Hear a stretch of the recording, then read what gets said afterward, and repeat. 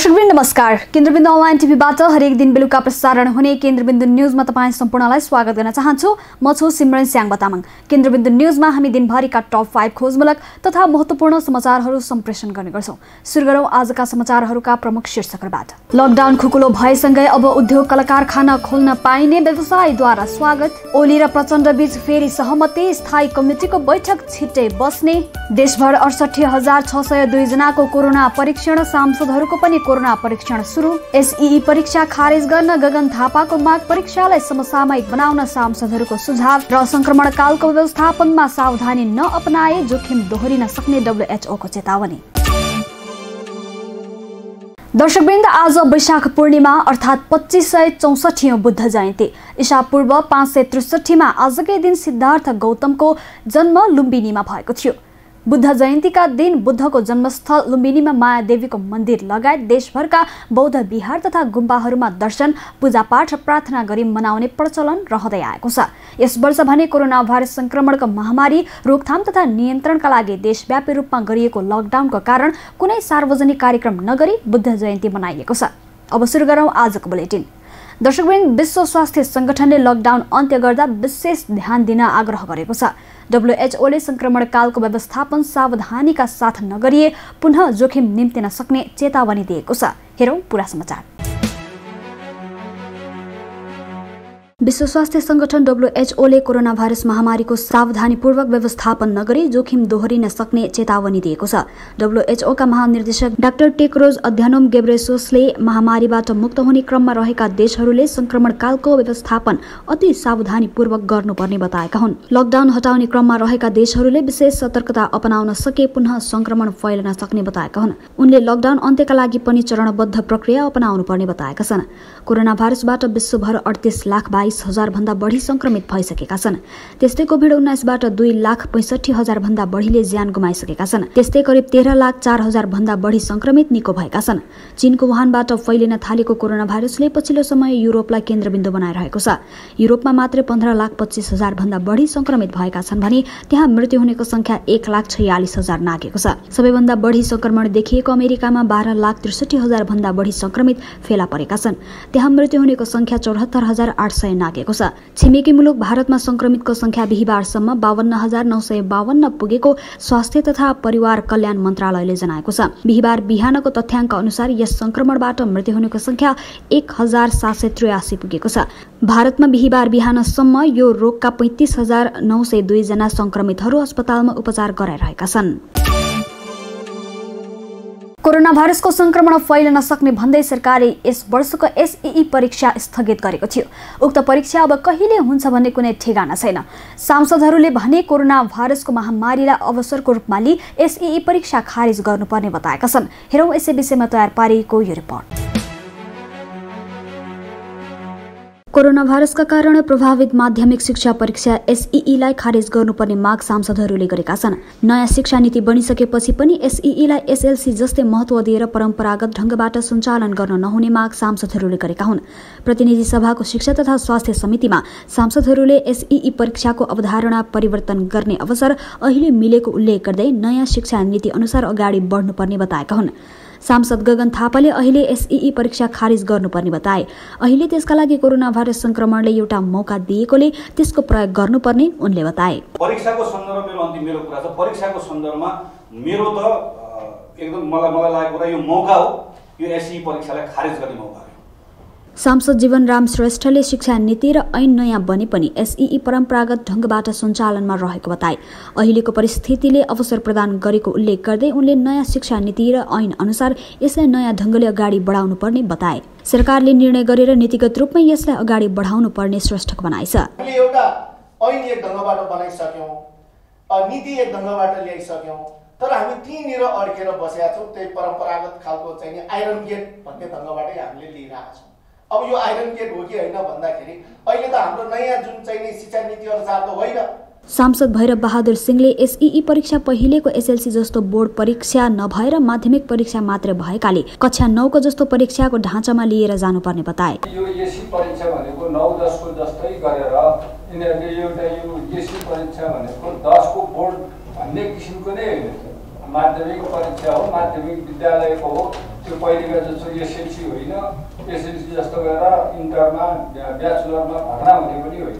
सांसद अञ्जना बिसङ्खेले 1 वर्षलाई मात्रै परीक्षा नगर्दा विद्यार्थी र अभिभावकहरूमा नकारात्मक असर पर्ने भएकाले योजना नै बनाएर एसईई को स्वरूप नै परिवर्तन गर्नुपर्ने बताइन्। अहिलेको लागि मात्रै हेरेर बनाउन थाल्नुभयो भने चाहिँ फेरि विद्यार्थीमा पनि नकारात्मक प्रभाव पर्न सक्छ, अभिभावकमा र आम समुदायमा चाहिँ यो ब्याजलाई हेर्ने दृष्टिकोण चाहिँ नकारात्मक हुन सक्छ। समितिले विद्यालयहरूलाई शुल्क नलिन र औपचारिक रूपमा पठन पाठन नगर्ने व्यवस्था गर्न सरकारलाई निर्देशन दिएको छ।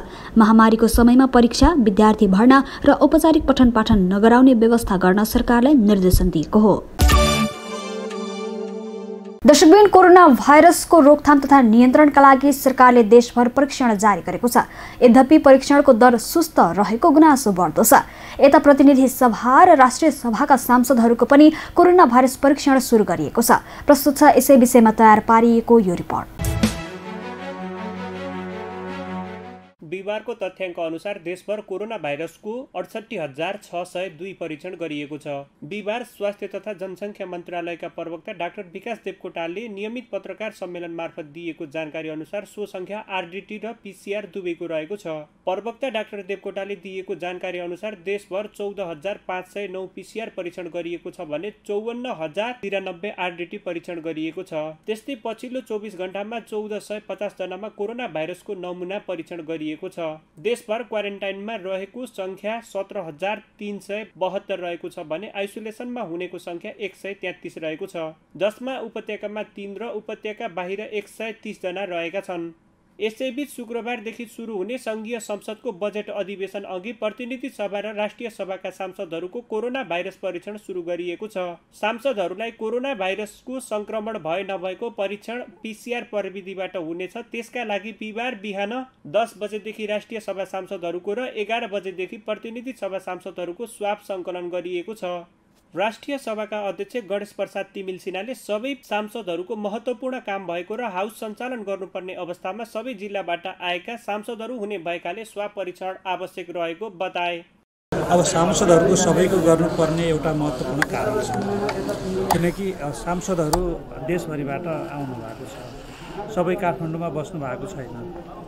त्यस्तै कार्यव्यवस्था परामर्श समितिले पनि संसद भवन छिर्नेहरू सबैको कोरोना भाइरस परीक्षण सहित स्वास्थ्य परीक्षण गर्ने व्यवस्था गर्न स्वास्थ्य मन्त्रालयलाई आग्रह गरेको थियो। संसद बैठक स्थलमा पनि सांसदहरू बीचको दूरी कायम गरिने गरी व्यवस्था मिलाइएको छ भने संसद प्रवेश गर्नेहरूले अनिवार्य रूपमा मास्क लगाउनु पर्ने र सेनिटाइजरको प्रयोग गर्ने तथा ज्वरोको जाँच गर्नुपर्ने व्यवस्था गरिएको छ। त्यस्तै गरी बिहिबारसम्म देशभर संक्रमितको संख्या 79 रहेको छ, जसमा पुरुष 71 र महिला 48 रहेका छन्। नेपालमा पहिलो पटक गत माघ 10 गते चीनबाट फर्किएका 32 वर्षीय नेपाली नागरिकमा कोरोना भाइरसको संक्रमण पुष्टि भएको थियो। अहिलेसम्म कोरोना संक्रमणबाट निको भएर घर फर्किनेको संख्या 22 पुगेको छ। घर फर्किएका कुल 22 जना मध्ये 3 जनालाई पुनः संक्रमण देखिएपछि अस्पतालमा भर्ना गरिएको छ। विश्वभर कोरोना भाइरसको महामारी छ। नेपालमा पनि संक्रमितको संख्या थपिने क्रम जारी छ। अहिलेको आवश्यकता भनेको कोरोना भाइरसको नियन्त्रण गरी लकडाउन अन्त्य गर्नु हो। तर सत्तारूढ दलका नेताहरू नै आन्तरिक विवादमा रुमलिरहेका छन्। हेरौँ यो पूरा रिपोर्ट।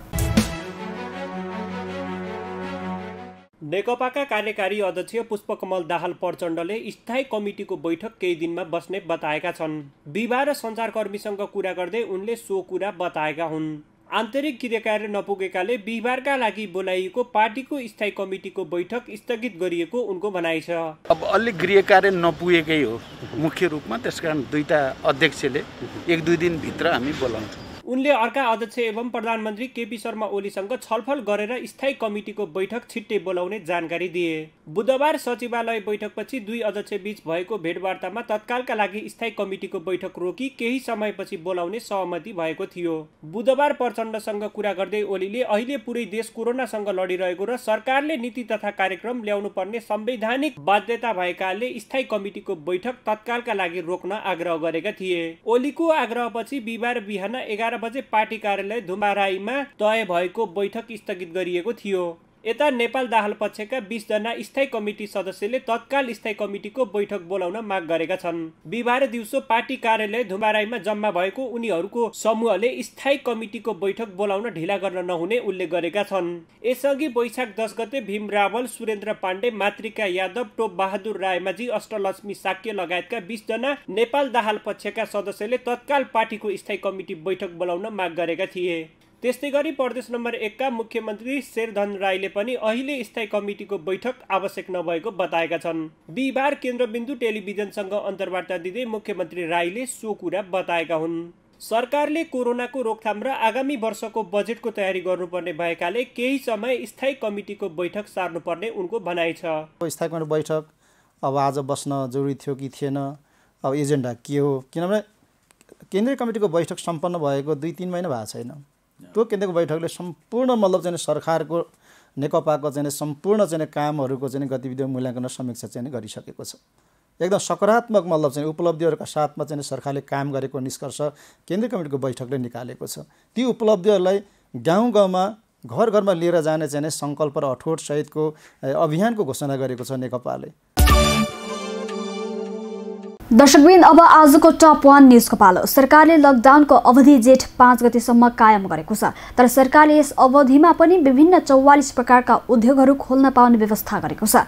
सरकारको यो निर्णयको स्वागत गर्दै व्यवसायीहरूले बजार पनि खुल्ला गर्नुपर्ने बताएका छन्। प्रस्तुत छ यसै विषयमा तयार पारिएको यो रिपोर्ट।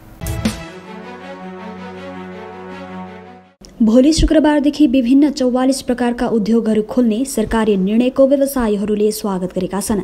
उद्योग वाणिज्य महासंघकी अध्यक्ष भवानी राणाले सरकारले उद्योग खोल्नु सकारात्मक भएको भन्दै उद्योग सञ्चालनका लागि सहज वातावरण निर्माण गर्नुपर्ने बताइन्।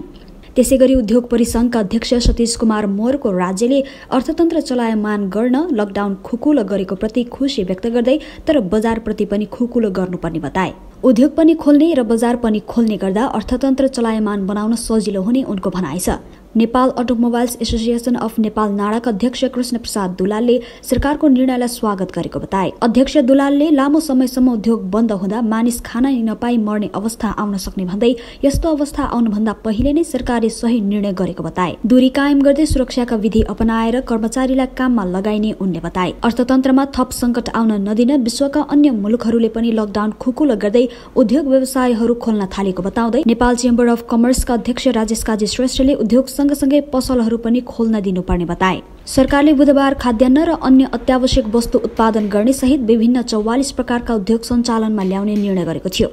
सरकारको निर्णयसँगै अब खाद्यान्न उत्पादन र प्रशोधन गर्ने उद्योगहरू, दूध तथा दुग्ध पदार्थ उत्पादन उद्योग, औषधि, सर्जिकल उत्पादन, स्वास्थ्य उपकरण तथा सामग्री उत्पादन गर्ने उद्योगहरू, खानेपानी उत्पादन गर्ने उद्योगहरू, इँटा उद्योग, पशुपक्षी तथा माछाको दाना र आहारा उत्पादन गर्ने उद्योग खोल्न पाइने भएको छ। त्यस्तै खाने तेल तथा घिउ उद्योग, चिनी उद्योग, चिया प्रशोधन उद्योग, एलपीजी ग्यास उद्योग, प्याकेजिङ सामग्री उत्पादन गर्ने उद्योग, कफी उद्योग, पाउरोटी, बिस्कुट र कन्फेक्सनरी उद्योग, नुडल्स तथा तयारी चाउचाउ उद्योग, मसला उद्योग, अलैँची र अदुवा प्रशोधन उद्योग, कुखुरा पालन, बाख्रा पालन, बङ्गुर पालन, गाईबस्तु पालन उद्योगसँग सम्बन्धित उद्योगहरू पनि खोल्न पाइनेछ।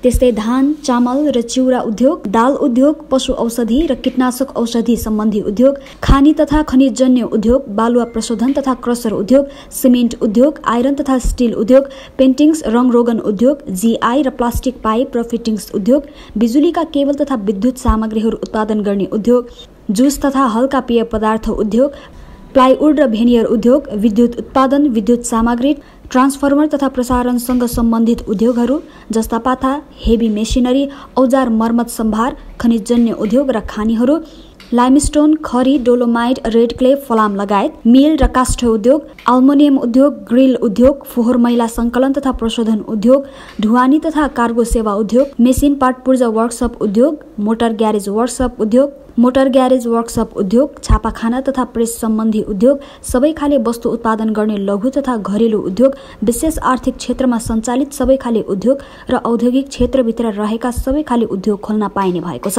केन्द्रबिन्दुको लागि कमला अर्यालको रिपोर्ट।